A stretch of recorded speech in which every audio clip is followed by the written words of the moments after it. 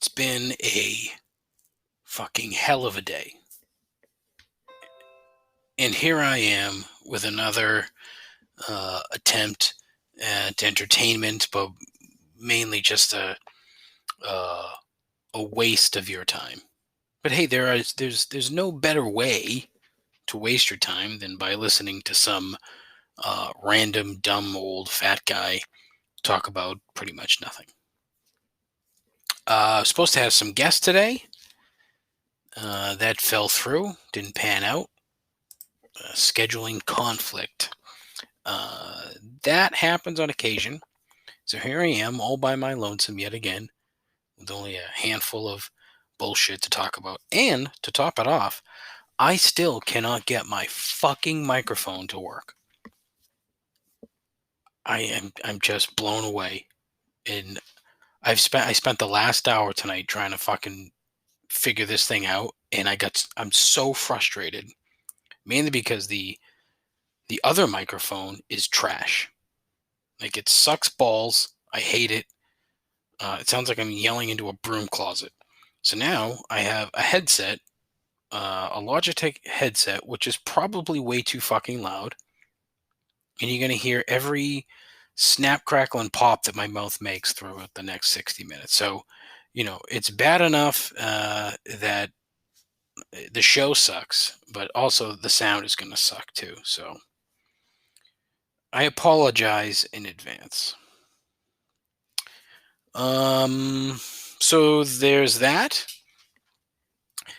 And very much more. I actually shouldn't say very. That's not the right way to put it, but this is episode 78, the Bruce Armstrong episode. Bruce Armstrong. Yeah, we're in the offensive line stage of the episodes, and here's another gem from your New England Patriots, 7-time or 6-time All-Pro on a bunch of truly shitty Patriots teams in the 90s.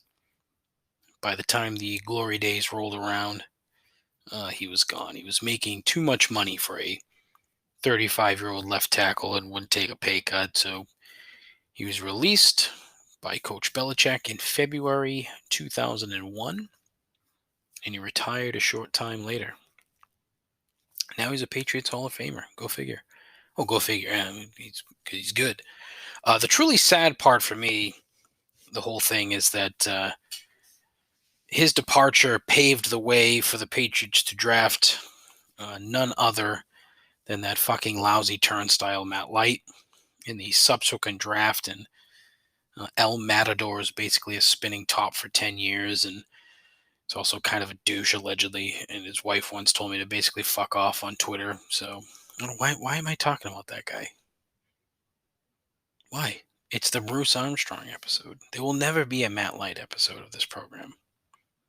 Rest assured. Also, the vodka he pitched was pretty bad. If I could remember the name, I'd say it, but I don't.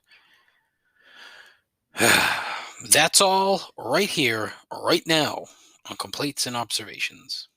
Still, the most less than average podcast on the internet, with a host who's the smartest person in the room when he's the only one there. A continuing odyssey into mediocrity, guaranteed to make you question your life choices and your own sanity. This is Complaints and Observations with Dave LaPointe.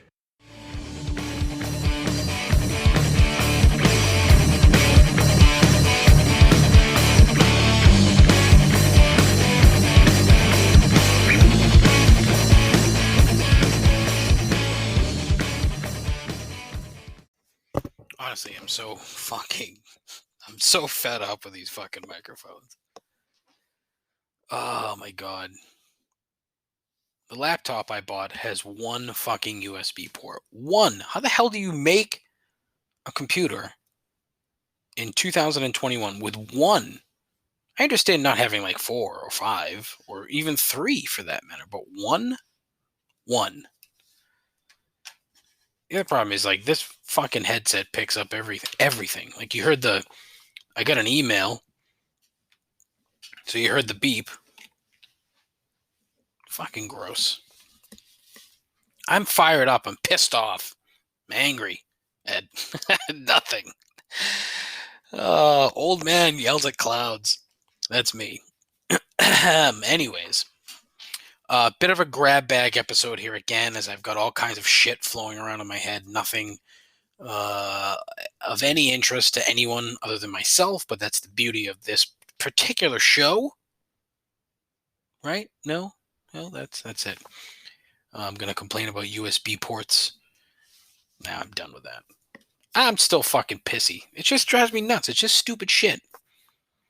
You know, shit that I have no control over and that I can't fix. That's the stuff that drives me nuts. Like right now, I'm trying to figure out the lighting situation in the new broadcast palace. Well, you know, I'm not an electrician, so I don't know what the fuck I'm doing. Okay, so I'm following directions. I'm watching electricians tell me how to do shit on the YouTube, and it's not working. Partially because whoever built this fucking thing, and God knows when, slapped it together, and it's just the light fixtures that were up there. There was no housing behind them. It was just basically shit. The wires poked out of the wall, and the shit was just drilled into the frame, the fixtures, I should say. So I'm having to jerry-rig this thing to try to figure it out. So I turned off the power, the main power in the house on Saturday. Turned it off, the whole fucking thing. All the juice in this place. Turned it off. Ran into a bunch of problems because that's typically how things go for me. I ran into problems. That's just how it is. So I put it back on. I said, you know what? I'm gonna figure out what I need to do. I had to buy another part for the ceiling light because the part that the light that I bought was not a pull chain, so the fucking light was just on the whole time. And so I had to buy a part for that because I got to figure out how to add a pull chain to this fixture now, which I figured out. I'm pretty confident that I can do this. I bought the part. I'm good to go. I also bought light bulbs for the sconces. I had one sconce I thought was installed, but at least not so much installed, but the wires were connected. So the whole thing is, okay, I'm going to put a light in there and make sure it works. So I go in there and I put the light bulb in. Of course, nothing. So I'm like, all right, maybe it's not connected. No big deal. I'll go back during the week and figure it out. So today, I'm like, all right, I'm going to record the podcast and then I'm going to come out into the shed here and try to get some of these things done. Because my goal is to have this thing somewhat functional by the end of June. The way that it's working out, I'm not seeing how that's going to be fucking possible. So I go back out there today. I go to plug in the drill so I can do some drilling, so I can screw these sconces into the wall. And I plug the drill in to charge the battery, and suddenly there's no fucking power whatsoever going to the shed. None. And there's no fucking... The other problem is the goddamn electrical box is such a fucking shit show. It's a near impossibility to figure out what turns off what over there, because the people that own this fucking house, however many people before us, it's like they didn't fucking care what was going on around here. You invest money into a goddamn property and then you don't give a fuck about what's going on. Oh, it's just so fucking frustrating. It's dumb shit. Listen, if you're listening to my voice, don't ever buy a fucking house. Rent. Put that fucking responsibility on somebody else. Oh, man. It is just so fucking... It's stupidly frustrating. Because honestly, it's just so... It's shit that should not be that difficult. It really shouldn't. But, this stupid fucking thing now, 3 months into it, and I'm no closer to having this done than I was before we even started. I shouldn't say that. It's a little bit closer, but the worst part is that, we invested all kinds of money into this thing, and it's just not, it's not even close to what I was hoping it was going to be or what I envisioned it to be when I when I figured that would be the more prudent path. Instead of building something in a much smaller space in the basement, let's use the existing structure outside. It'll be kind of a cool thing because you got the fucking pool out there too. So you can have, all right, hey, it's summertime, you have people at the house, well, all that bullshit. And you can open up the shed, but I can't figure out how to keep bugs out of it or keep the electricity going. I don't know. I just don't know. And I said waste your time, and here I've gone 6 minutes just complaining about electricity in my fucking shed. Man. I don't know. I don't know what's going on between my ears lately, so. Anyway, right? Yeah. You don't fucking care anyway, so what does it matter? Listen, one of the first thing I wanted to talk about, which has been worldwide news, literally worldwide, is a gentleman out on Cape Cod, and if you haven't heard about this, you live in a fucking cave, okay? This guy, a lobster diver, which, full disclosure, didn't know that was a thing. I understood people would jump off a boat and pull up a lobster, but I didn't know that, this guy has been lobster diving for years. And I didn't get into the logistics of it to find out if this was his full-time profession. But after doing a little bit of legwork, I see that there's a lot more involved with this guy than meets the eye. Not in a bad way, just a weird fucking way. But anyways, this guy is with a friend. They're in a boat.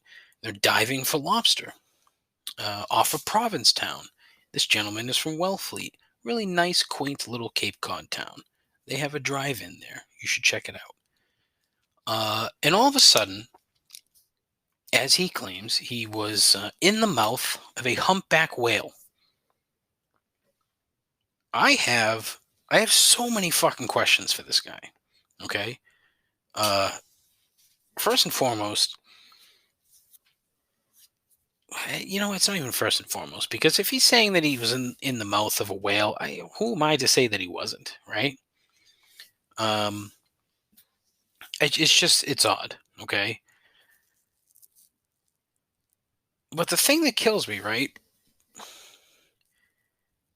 I mean, if he's inside the whale's mouth, as he says, for 30 to 40 seconds, which is a long fucking time to be inside of a whale's mouth.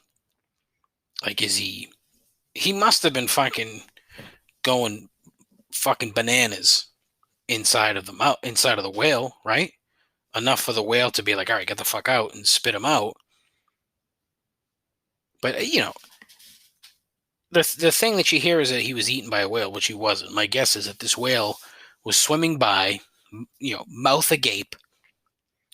I don't know the kind of vision of a humpback whale, so I don't know what sort of depth perception they have or what they can see directly in front of them. But my guess is that this whale's mouth hit this thing, and happened to be Michael Packard of Wellfleet, Massachusetts. And I mean, the force of this fucking thing is probably what caused his generally, thankfully, somewhat minor injuries. Apparently, he has a dislocated knee and a bunch of soft tissue issues. But I mean, fuck, a whale in the water. I mean, those things are fucking cruising. He slams into this guy. And now, by sheer luck, he could have gone one of two ways. He could have gone to the left or right. No, let's say, as if I fucking know, how this guy was fucking hit. I'm like, what are you doing, David? He could have gone in one direction, which would have been to the side of the whale and away from the issue. He would have, probably been churned up in the backwash of the water. But in this case, he went into, Shamu's mouth. And next thing you know, he's kicking and screaming and trying to get out. And the whale's like, what the fuck is this? Off he goes. And then allegedly the whale, in its panic, because my guess is the whale was probably way more scared than Michael Packard, if I had to guess.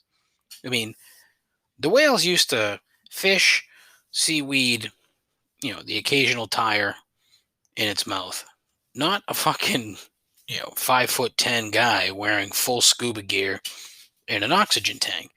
So the whale, goes up to the surface, and in its wake is Michael Packard going straight up to the surface, quick as can be. So you can imagine that was probably a bit of an issue too. But holy fuck, what a story. His Wikipedia page now, well, not his, but Michael's mother has a Wikipedia page. And it says, her son, Michael Packard, is the only person in recorded history to have been inside a whale's mouth and survive. He was freed as the whale dislodged him from its mouth. That line's a tad misleading, as if the whale, grabbed a toothpick and was like, all right, get the fuck out. It's not what happened. He's, just kind of spat him out, got scared, freaked out, and expelled him, not dislodged. I should correct that on the Wikipedia. But anyway, this guy, this is the fascinating part about this guy. I mean, sure, it's fascinating that he was in a whale's mouth. But apparently 20 years ago, in Costa Rica, he was in a plane crash. He survived a plane crash, right? That killed 3 other people. He was one of 6 people on a small plane from San Jose in Costa Rica, where apparently he lived, to a fishing port 80 miles away, and there was a crash in between. Isn't that fucking wild? Wild. He had a fishing boat, and he would go from Pete Town down to Costa Rica in the winter. What a life, huh? Well, anyways, this fucking plane crashes. 3 people died, including both the pilots. And this dude managed to survive. So not only was he expelled from a whale's mouth during the course of his life, he survived a plane crash. Fucking crazy. What a lucky bastard. I mean, honestly, he should play the lottery. I mean, that's the kind of luck that you don't see every day, or ever, for that matter. But this fucking guy, Michael Packard, yeah, his mom apparently is a successful artist, painter. His grandfather, or his great-grandfather, a successful artist / painter. So yeah, a lot going on in that family. But an interesting story, I must say. Good for him. Good for him that he survived. I mean, not so much that he would have been eaten by a whale. Okay? This wasn't Moby Dick. He wasn't going to get eaten by this whale. If anything, he would have been severely injured and then suffocated or died outside of the whale's gullet. But, yeah. Isn't that fucking wild? But look, stay the fuck out of the water, dude. Then again, I mean, Christ, his luck is so good. But Jesus. Isn't that some fucked up shit? I mean, it's not so much that it's fucked up. It's just a wild story. An absolutely wild story. And I didn't hear anything about all the other shit until I all it said on the news was he survived a plane crash. I'm like, what? Plane crash? And I dug into it, and there you go. There you go. Hopefully you learned something here. All right, I need to come up for air because I'm fucking woo. Hold on.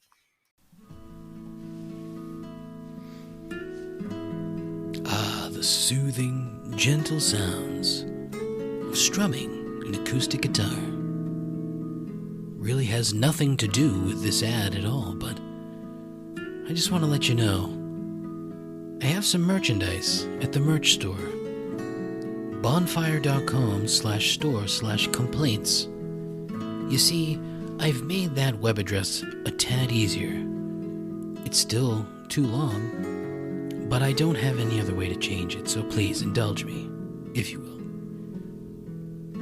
I have a few shirts up for sale, including the brand new tagline, "The Village Idiot Has Spoken." That's about it, really. But listen, do yourself a favor. Go to the store, buy a t-shirt, show the world that you don't give a solitary shit about what you listen to on a regular basis. That's bonfire.com/store/complaints and get your Complaints and Observations merch today. Yeah, definitely check out the merch store. I posted a new shirt that I'm not even going to talk about because it's probably a copyright violation. So, shh, quiet. Don't tell anybody. All right, let's talk baseball. I don't know how the fuck I landed in like baseball land, but for some weird reason, it's been a lot of baseball lately. But there's a lot of weird fucking shit going on in baseball. The first thing I want to talk about that I made note of is Dave O'Brien, who does the call on Nesson for the Red Sox. He is fucking obsessed with home runs.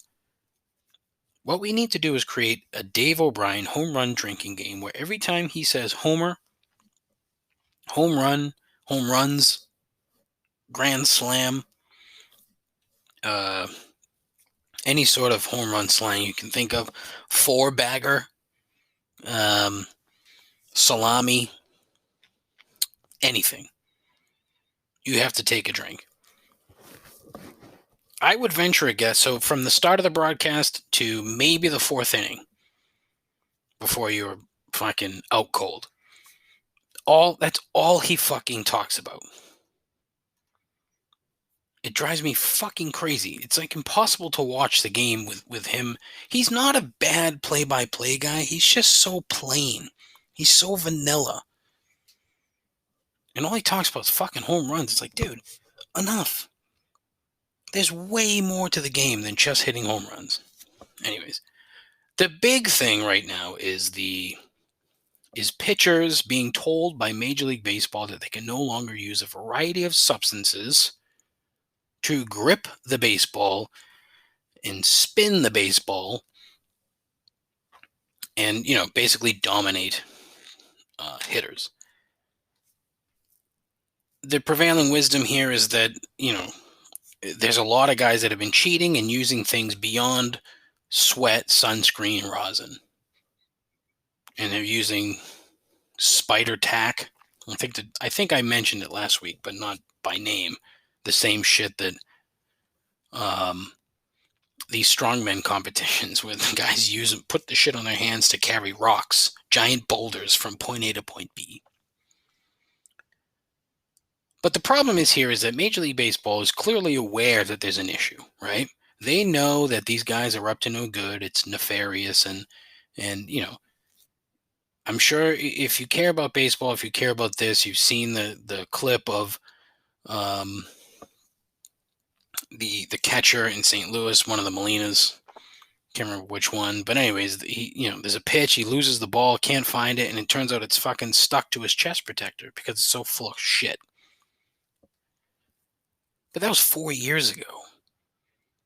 And it's like, okay, now we've seen pitchers do God knows what to these baseballs and put this shit like under the brim of their hat, on their thigh, behind their neck, which is a good one.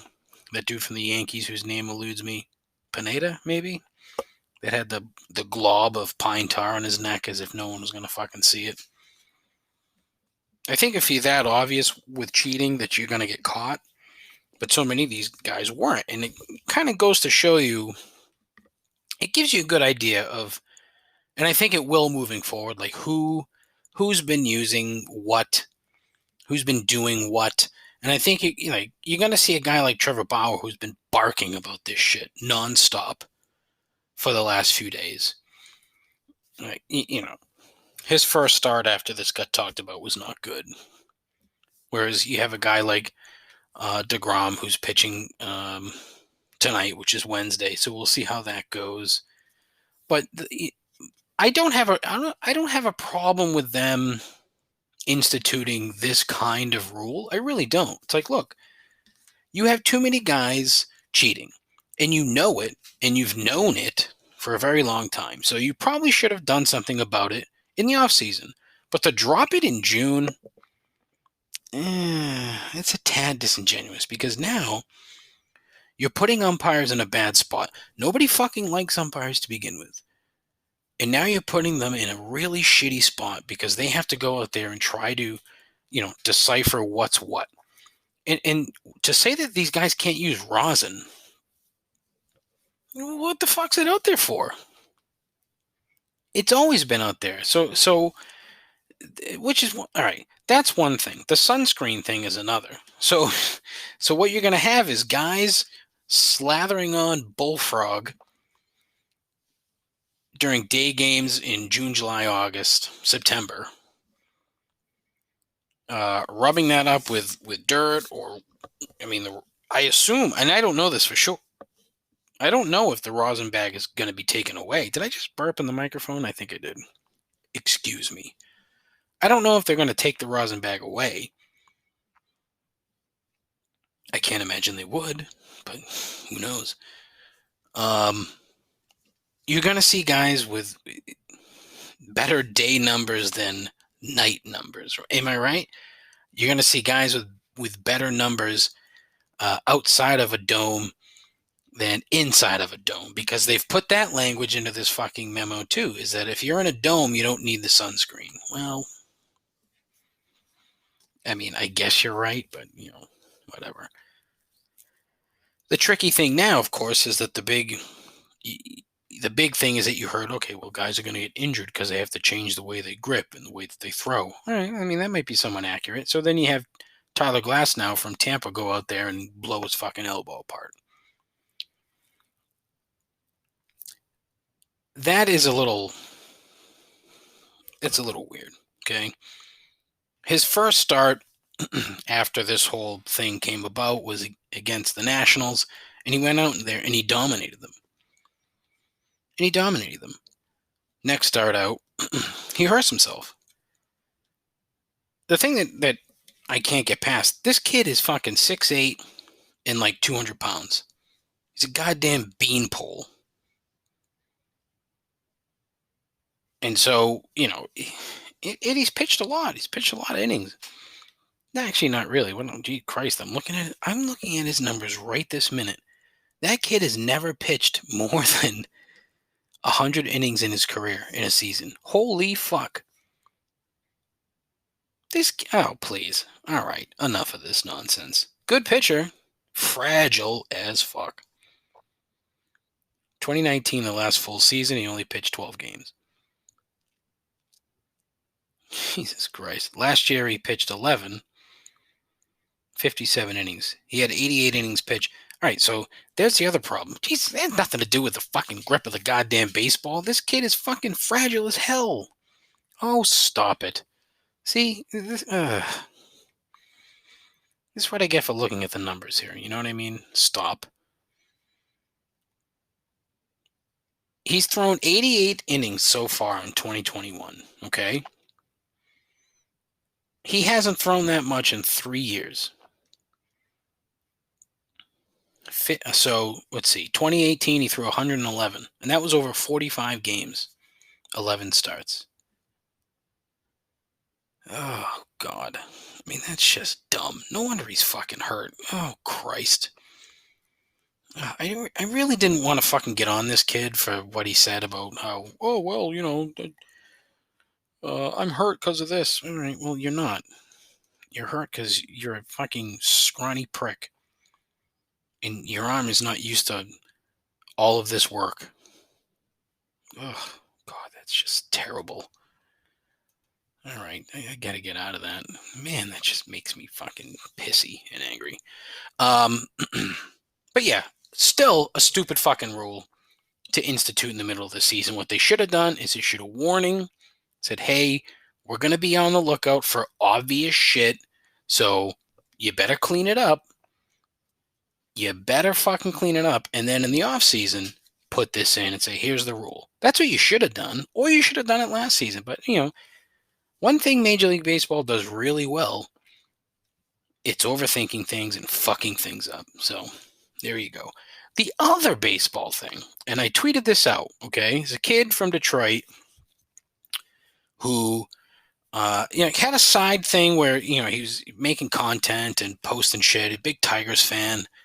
Um, his name is going to elude me, but when Spencer Turnbull threw a no-hitter,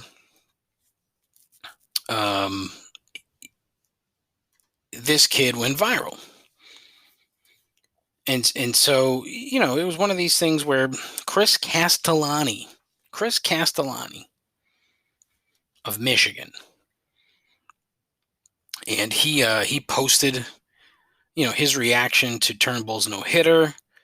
I'm pretty sure Jared Carabas got a hold of it and retweeted it. And, it was a nice, funny little video. This kid, he's very excited. Big Tigers fan, very excited. Spencer Turnbull, yeah. Well, Carabas retweeted it. Portnoy saw. He's like, I love this. I'm gonna hire him. It's like, oh wow, okay. Sure enough, he fucking hired this kid to basically cover Michigan. It's like, all right, pretty cool. So there was a nice video today of him interviewing Spencer Turnbull and going back and forth and talking about the no-hitter and how, it changed his life, it changed Spencer Turnbull's life, and really nice, sweet story. Then I'm like, Spencer Turnbull, let's look into him. Well, a lot going on with this young man. A couple years ago, 2019, led the league in losses. He was 3-17. 30 starts. His ERA was only 4.5. Not terrible. So decent pitcher. But that's not even really the thing that got me scratching my head here. Suddenly I stumble upon his girlfriend, and apparently his girlfriend, a girl named Ashley, I guess she's like a fashion blogger of some kind, attractive young lady, has a child.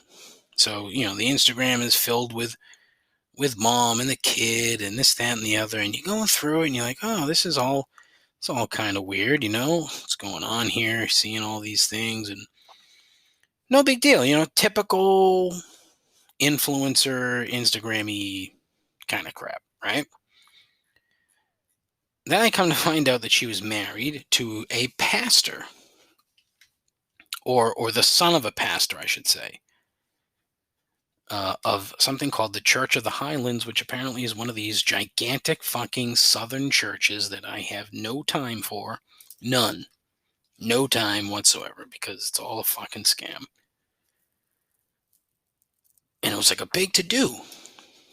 Well, apparently Spencer here is with this girl and has been with her for I don't know how long. Doesn't say. That's the big fucking secret. He went to school in Alabama.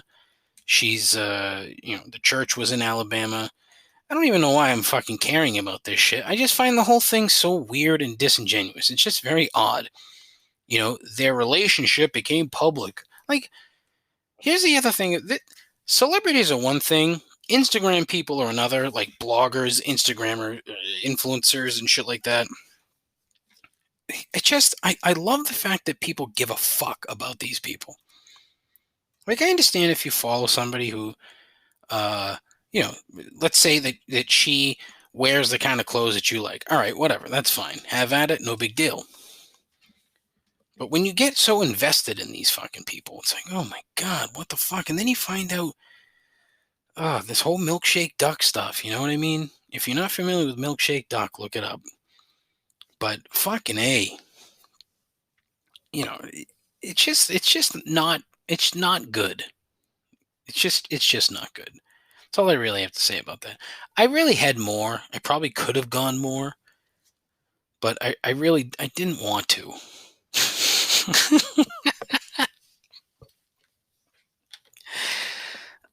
Because look, there's some shit that I don't need to be talking about. and nobody really needs to listen to. I'm already going to talk about more dumb shit, like really exceedingly dumb shit, and then some somewhat serious shit. Not serious, but different shit. But you know, that's where we are, I suppose. I could get into religion. I really could. I could go on for days talking about it. But I'm already boring you for an hour. Do you think I really want to bore you for days on end? No. All right, what else did I have on tap? Uh, Australia is fucking bananas. I read an article today about them burning crops to fight a mouse plague. A mouse plague. I meant to reach out to friend of the show, Evan Glasser, as he is the Complaints and Observations Australian correspondent. But the article I read was holy fuck. Scary as shit. I don't even give a shit about mice. Not a big scaredy cat when it comes to mice. If it was a bat or a snake, different issue. But mice, meh. But when you have millions of mice, now I have a problem. Wow, that's really all I have to say about that. Australia has a massive mouse problem, and they're really hoping. What they're hoping for, this is what they're hoping for, that the temperature gets cold enough to stop them, or it gets so out of hand that there's nothing left for them to eat, and they start eating each other. Well, if you have that, they didn't have fucking mutant fucking mice. Mutant mice. You're gonna have giant mutant rat mice. Yeah. What else? Local soccer club, Providence City FC. They have a shirt sponsorship deal where I could buy a spot on their jersey, on their shirt, their kit, if you will, for let's see, where is it? I think the cheapest one was $850 to get on there. Yeah, something like that. $850. I mean, just wouldn't that be fucking dumb as hell? I talked about this before. Where you have what was it?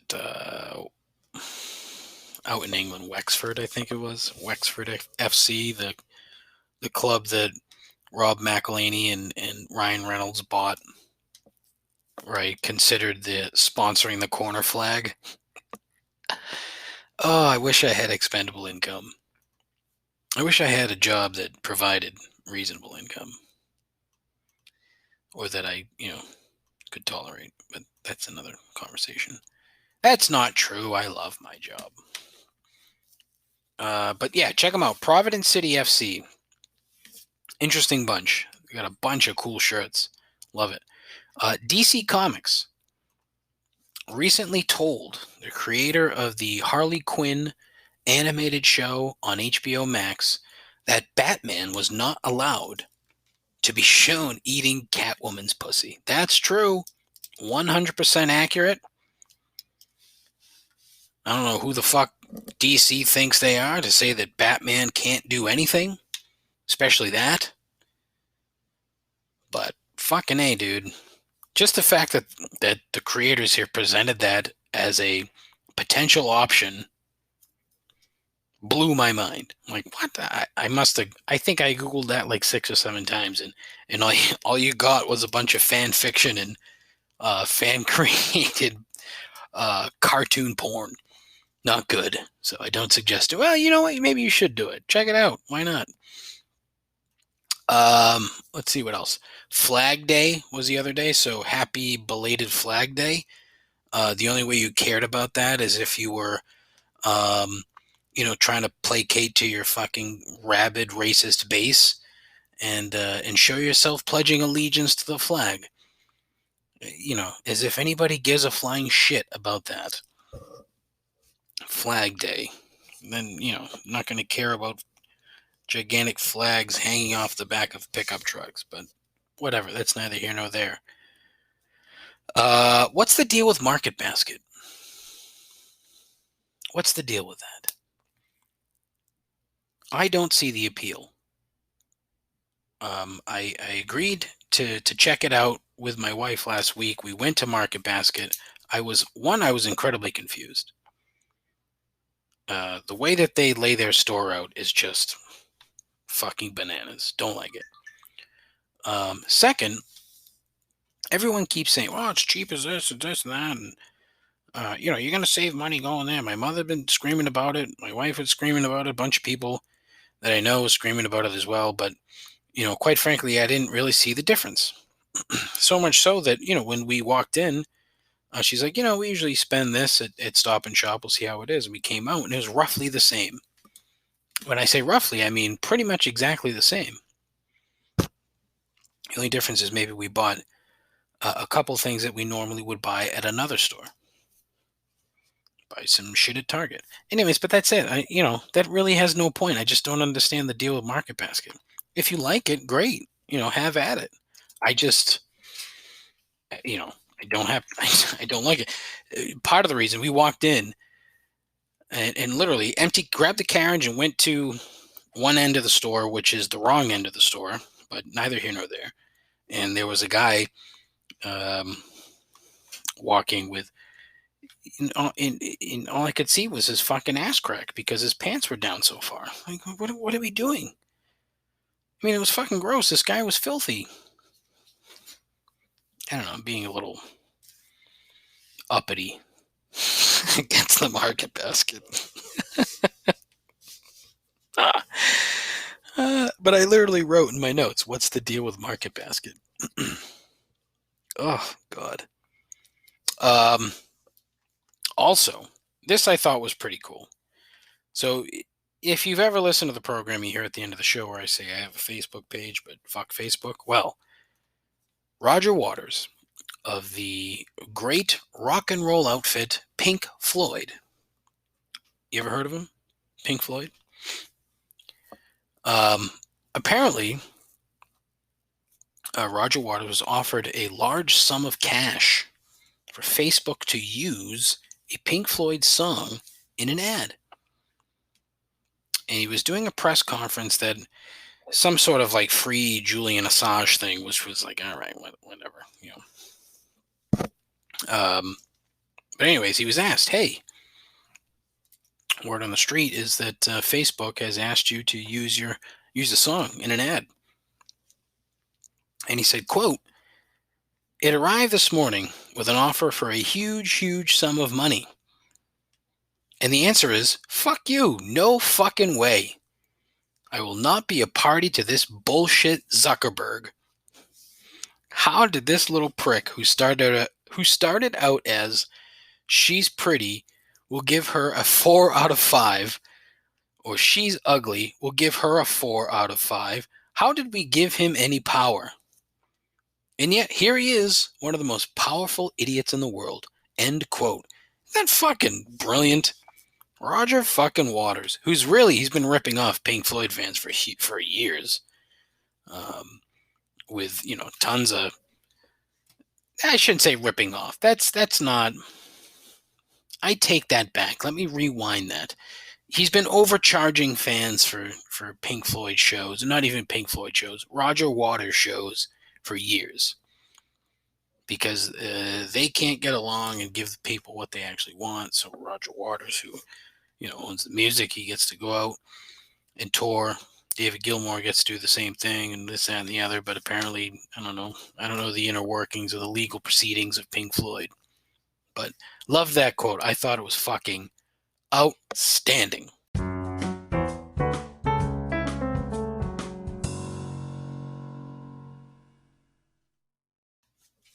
All right, as it is Thursday, it is time for 3 gripes.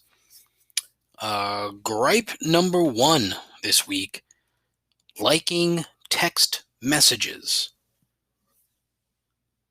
This should be short and sweet, but it's summed up this way. What's the fucking point? I don't understand that. Is liking a text message simply saving you from replying to a text message? I don't understand it. Um, yeah, that's really it. I mean, is that an old man thing? I don't think so. I find it terribly lazy. Meaning, if you're going to do that, have the nerve or the uh, you know, I don't even know what the word is I'm looking for. The caffeine's coming down at this point in the show. I just give you a big sniffle right into the fucking microphone. um, yeah, but there's nothing worse than when you send a text and then all of a sudden you get the same text back, but it says liked from the person that you sent it to. All right, great. Like, if you didn't, would you tell me that you didn't? Is there a button that says "fuck you"? I don't like that text message. Is there a? Can you say that? If not, there should be. But don't be fucking lazy. Don't be one of those people who likes text messages. Yeah. The other one's laughed at. That one, you know what? That one's a little bit better because, seeing ha ha ha ha ha, it's like, all right. But if I don't know, maybe am I just kind of, yeah, I don't know what I'm doing. I don't know. It's just something that drives me kind of crazy. All right, you liked my text messages? Great. I'm happy that you like it. Thanks, I guess. I don't know. Weird. Gripe number 2, landscapers. I'm not sure if I've mentioned this previously, but we hired some landscapers to do the yard work because I'm horribly lazy and don't like doing manual labor. Met this guy last fall. Nice guy. Like a really nice guy. I liked him. So either he sold me a bill of goods or what, or the people that he has working for him are just not not very good. But these guys, for some reason, just hate fucking weed whacking. It's like, okay, why am I paying you if I'm going to have to go out and buy a fucking weed whacker? Because, there's all kinds of fucking spots in my yard where there's tall grass. What? And then today, when they were done, I go outside to see what's going on, and that's when I notice all the tall grass. But then as I get to the backyard, where the pool is, there's more fucking grass in that pool than there was in the actual yard. Like, how hard is it to keep the grass out of the pool? I mean, I expect some. That's just the nature of the game, right? That when people are mowing the grass along the pool, that you're going to have these problems. But Jesus Christ, man. Knock on the door and say, hey, look, we got way too much grass in your pool. Terribly sorry. All right, hey, no problem. I appreciate you letting me know. Let's go on about our day. Nope. You're gonna swoop in. You're gonna sit in the sit in my driveway in your car for 5-10 minutes. Then you're gonna get started, and then 20 minutes later, you're gonna be gone. Glad I'm paying you, not a ton of money, but something. It's some money that you're getting to do a half-ass job. And it's like, okay, I don't want to fire the landscapers. Isn't that a fucking douchebag thing to say? Oh, I had to fire my landscaper. Shut the fuck up, David. And I try to catch them every time. I try to, I'll hear them, or I think it's, the other day there was the next door neighbors had theirs, and I thought it was ours. So I sent a text to my wife, said, hey, is that lawnmower in our yard? Nope, it's next door. I'm like, oh, fuck. And then today I heard it. And then, of course, I had a fucking call, and I was on the call for 20 minutes. By the time I get upstairs, they're gone. It's like, oh, Jesus. So I just want to run into him and be like, dude, you got to do a little bit better job here. I don't want to have to fire my landscapers. Like a fucking shithead. Gripe number 3. People who can't even be bothered to pretend to fucking listen when you speak. Okay. This is a two-prong type of thing, okay?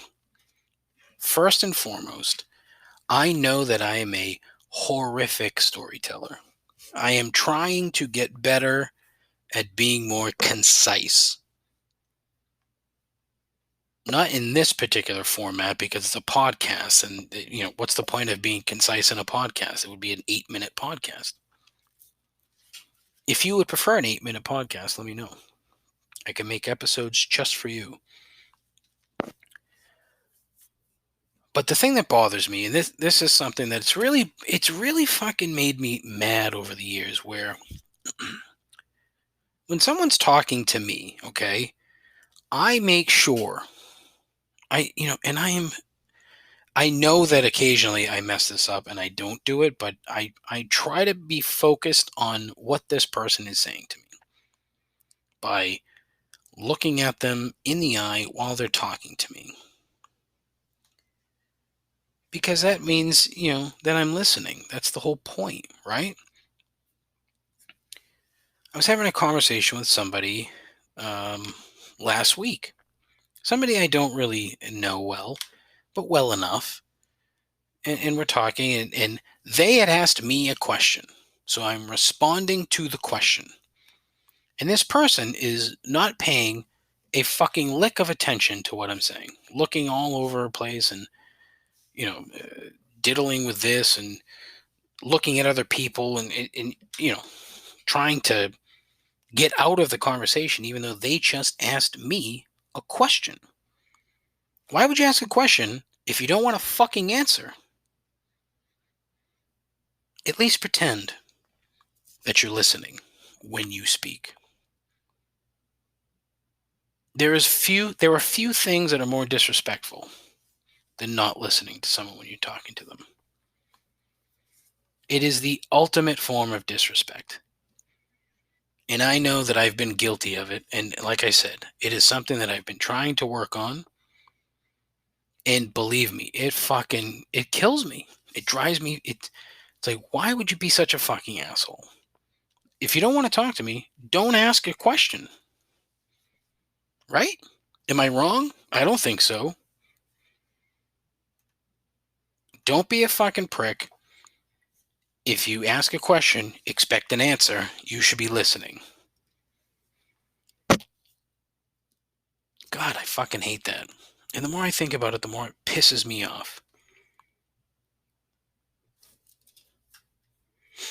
I should have started with that gripe instead of finishing with, because that's a bad way to end the show, right? Just being angry. Well, then again, I started the show being fucking angry. Woo! Yeah! Started the show being angry, end the show kind of pissed off. So, wrap it up in a nice, neat little gift box, yeah? Not that you listened to the whole fucking however many minutes this shit was. But fucking A, wow. Something else, huh? But yeah, that'll do it. Mercifully and thankfully for you, one of my 4 listeners. It is appreciated as I'm sitting here making a ton of noise on this awful headset because my awful microphone won't work. And I'm going to spend the next couple hours trying to fucking figure out what's going on. Hopefully next week I'll have an actual guest. Like I said, there's some irons in the fire. We'll see what happens. Hopefully I can reschedule the original interview, but we'll see. Fingers crossed, man. Like I said, it's something I'm looking forward to. So we'll see what we can do. Yeah, but otherwise that's it. Listen, if you want to be on the show, let me know. If you know someone that wants to be on the show, let me know. I have a voicemail line. According to associate producer Dave, I would get 3 times as many responses if I did not read the number with letters. And I guess technically he's right, because 3 times 0 is still 0. 617-65-RIP'EM or 617-657-4736. Call in. Say hello. Tell me I suck. Fire off a complaint. Love to hear from you. We shall see. I have a Twitter page at ComplaintsPod. Still waiting, by the way, to hear from Nolan Murphy on Twitter. If you're listening, which I doubt, still waiting to see what your problem is. I'm sure it's completely legitimate, because if you have the problem, I've probably got the same fucking problem. At ComplaintsPod, check it out. Same at Instagram, at ComplaintsPod. I do have a Facebook page, but fuck Facebook. I have a YouTube page that I don't use because I'm lazy. 617-657-4736, 617-65-RIP'EM. I have a website that I don't really use, complaintsandobservations.com. That's pretty much it, right? Yeah, I think. Ugh. Thanks for indulging me today. It's appreciated as always. Thank you. Please tell your friends, tell your moms. Take care of yourself. Take care of each other. Till next time, Godspeed. Ta-ta.